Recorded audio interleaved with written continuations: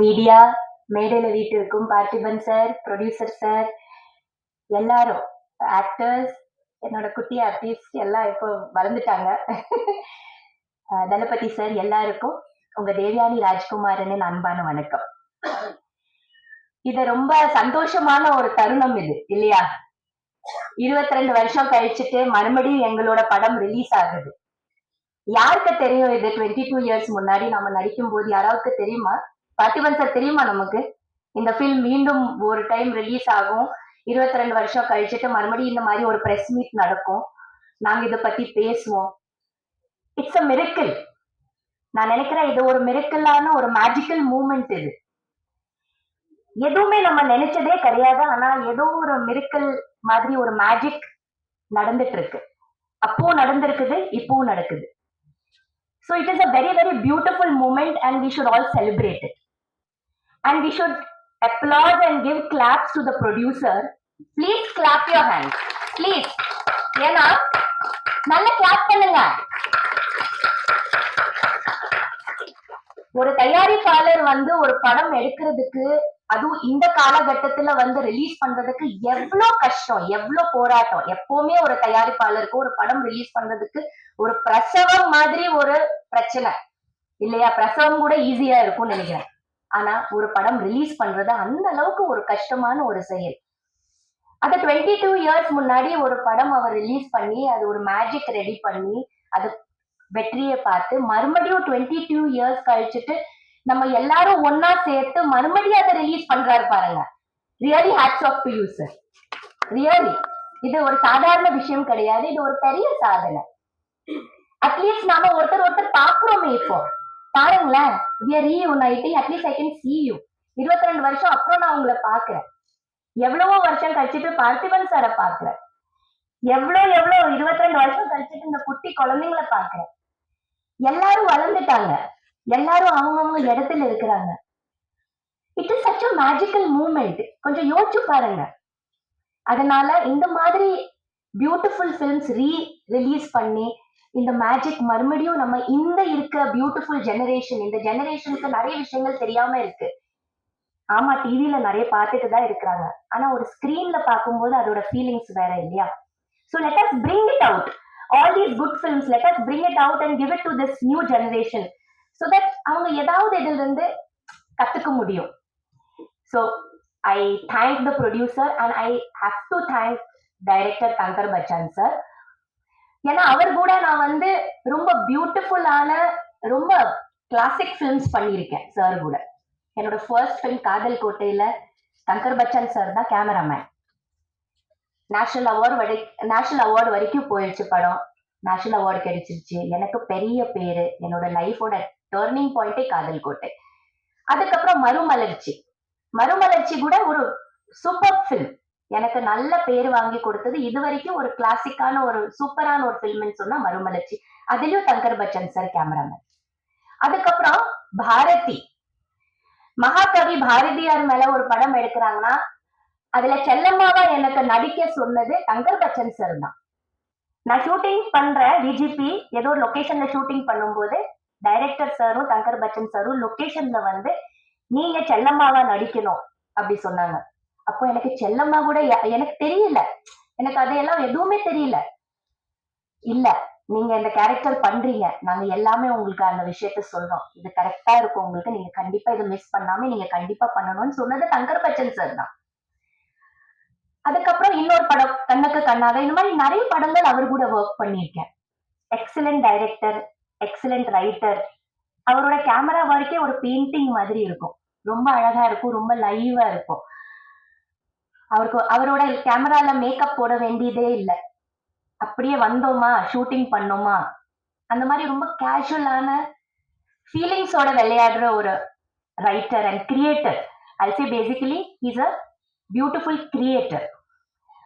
So இந்த மாதிரி classic films அவர் கூட ஒர்க் பண்றதுனால இந்த அழகியோட கதை எனக்கு வந்து சொன்னாரு. அப்பதான் நாங்க கல்யாணம் பண்ணி புதுசா இருக்கிறோம். தேவயானி இந்த மாதிரி இருக்குது, வளர்மதி கூட ஒரு கதாபாத்திரம் இருக்குது, இது உனக்கு ரொம்ப சூட் ஆகும்னு நினைக்கிறேன் அப்படி சொல்லிட்டு நரேஷன் பண்ணும்போது எனக்கு ரொம்ப பிடிச்சிருந்தது.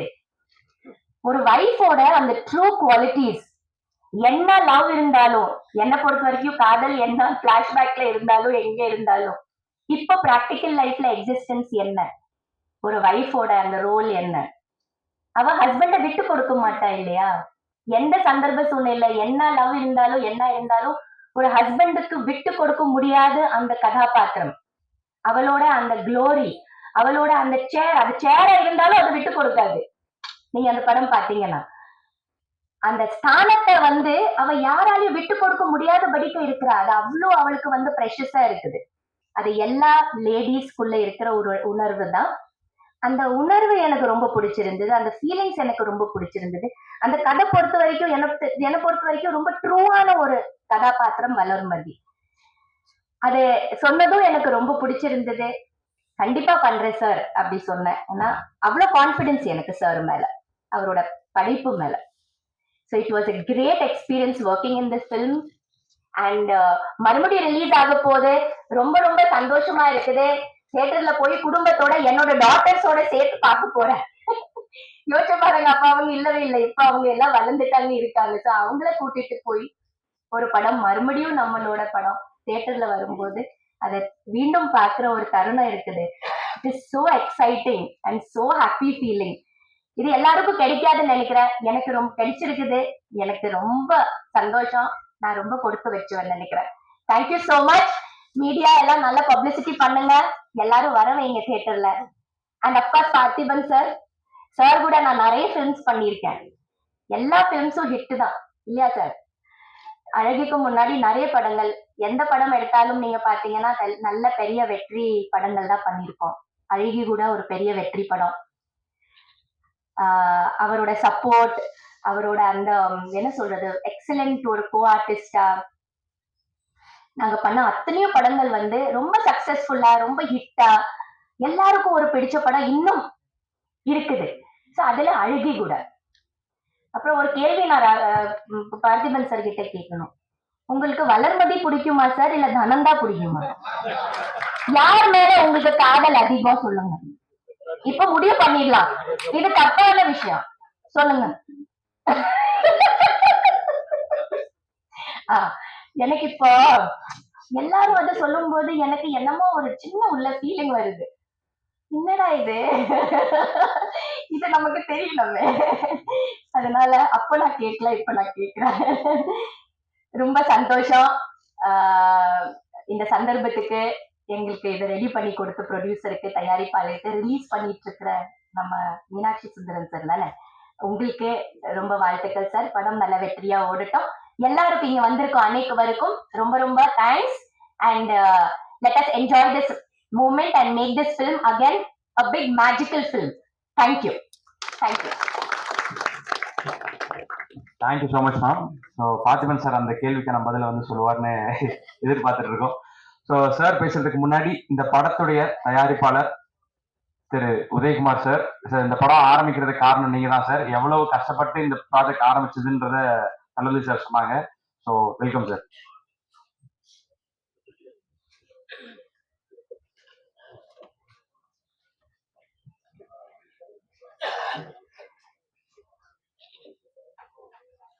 அனைவருக்கும் வணக்கம். அழகி படம் உருவானத அதனுடைய எப்படி உருவாச்சுங்கிறதெல்லாம் நம்முடைய தளபதி அவர்கள் விரிவாக இங்கே எடுத்துரைத்தார்கள். அதே போன்று இந்த உண்மையான மகிழ்ச்சியை சகோதரி தேவயானி அவர்கள் உண்மையிலேயே என்னுடைய உணர்வு கூட அவங்க தான் இப்போ அந்த மகிழ்ச்சியை வந்து எனக்கு தூண்டி விட்ட மாதிரி இப்போ நான் ஃபீல் பண்றேன். ஏன்னா இவ்வளவு சந்தோஷத்தை வந்து கொடுக்கறதுக்கு வந்து இந்த மாதிரி இந்த டீம் அத்தனை பேருமே அந்த முகத்துல அந்த பழைய பூரிப்பு, இந்த படத்துக்கு எவ்வளவு அவங்க உழைச்சாங்க, கஷ்டப்பட்டாங்க. பண்ருட்டியில சின்ன சின்ன வீட்டுல எல்லாம் தங்கி இவங்க எல்லாம் இந்த படத்துல நடிச்சாங்க. நான் பல சமயத்துல பண்ருட்டி ஷூட்டிங் நடக்கும்போது போயிருக்கேன். தளபதி சொன்னது அத்தனையும் ஓரளவுக்கு நிகழ்ந்தது தான் சொல்றாரு. அந்த டீமுடைய திரும்ப 22 வருஷம் கழிச்சு பார்த்திபன் சார் அந்த உருவாக்கின கலைஞர்கள் எல்லாத்தையும் பார்க்கும்போது உண்மையிலேயே ஒரு நீண்ட நாள் ஒரு நண்பனை பழைய நண்பனை நீண்ட நாள் கழிச்சு பார்க்கிற சந்தோஷ உணர்வு என்னுள்ள ஏற்படுது. இந்த தருணம் வந்து ஏன் இந்த அழகி படத்தை ரீரிலீஸ் பண்ணணும் அப்படிங்கிற எண்ணத்தை வந்து ஏன் உருவாச்சு அப்படிங்கறத உங்களோட பகிர்ந்துக்க நான் விரும்புறேன். என்னோட நண்பர்கள் மற்றும் என்னுடைய குடும்பத்துல என்னோட பேரமாருங்க 20 வயசு 22 வயசு 20 வயசுல என்னோட பெரிய பேரனுக்கு 20 வயசு 18 வயசு 15 வயசு 12 வயசு பேரனுங்கெல்லாம் இந்த சன் நெக்ஸ்ட்ல வரும் அழகி அது சின்ன டிவியில தான் பார்ப்போம். பார்க்கும்போது அவங்க சொல்லுவாங்க, ஏங்க தாத்தா எங்களுக்கு பெரிய ஸ்கிரீன்ல நாங்க பார்க்க முடியாதான்னு கேட்டாங்க. எப்ப அதை போடுவோம்னு கேட்டாங்க. அந்த மாதிரி என்னுடைய நண்பர்களும் இதை வந்து திரும்பி இப்போ ரீரிலீஸ் பண்ற ஒரு மொமெண்டம் வந்து ஆரம்பிச்ச உடனே அவங்களும் எனக்கு வந்து கேட்டாங்க, ஏன் அதை ரீரிலீஸ் பண்ணக்கூடாது அப்படின்ட்டு. அப்புறம் தளபதி தங்க பிச்சான் எல்லாத்தையும் நான் கேட்டேன், என்ன ரீரிலீஸ் பண்ணா என்ன செலவாகும் என்ன ஏன்னா 22 வருஷத்துக்கு பின்னாடி நானும் சினிமாவில் இல்லை, சினிமா பார்க்கறதோட சரி ப்ரொடக்ஷன் பண்ணணுன்ற ஒரு ஆசையில இல்லை. நான் என்ன ஆகும்னு கேட்டேன், ஒன்றும் பெருசா ஒன்றும் ஆகாது, இதுதான் ஆகும் அப்படின்னு, இது பண்ணணும் டிஐ பண்ணணும் மாற்றியமா என்னவோ சொன்னாங்க. சரி உடனே அந்த நுணுக்கத்தெல்லாம் திரும்பவும் செஞ்சு இப்போ வந்து திரும்பவும் அந்த படைப்பை திரைக்கு பெரிய திரைக்கு கொண்டு வந்திருக்கோம்.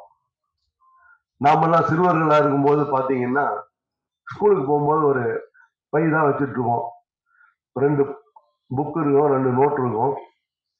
அதை பை எடுத்துட்டு போயிட்டு சாயந்தரம் வந்த உடனே வீட்டில் அதை போட்டுட்டு ஈவினிங் கிரவுண்டுக்கு போவோம், விளையாடுவோம், பசங்களோட சந்தோஷமா நண்பர்களோட காலத்தை பொழுத ஓட்டுவோம், மரத்து மேலே ஏறுவோம், ஹாலிடேஸ்ல அந்த நிலத்துல போய் ஓடுவோம், ஆத்துல குளிப்போம்.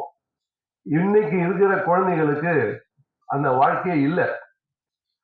காலையில போகும்போதே சுமையா புஸ்தகம் தூக்கிட்டு போறாங்க.